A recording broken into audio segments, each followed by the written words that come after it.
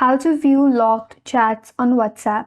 Hi everyone, this is Kate and I'm back with new video, and in this tutorial we will see how we can view locked chats on WhatsApp. So let's get started.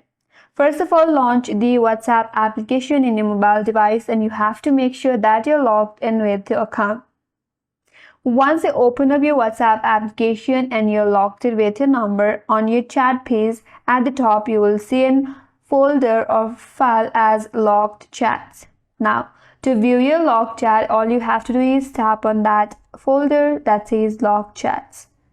After that, it will ask for your verification, so all you have to do is provide your security code of your mobile device. Now, once you're verified, you will land or you will be able to view all your chats that you have logged in your WhatsApp.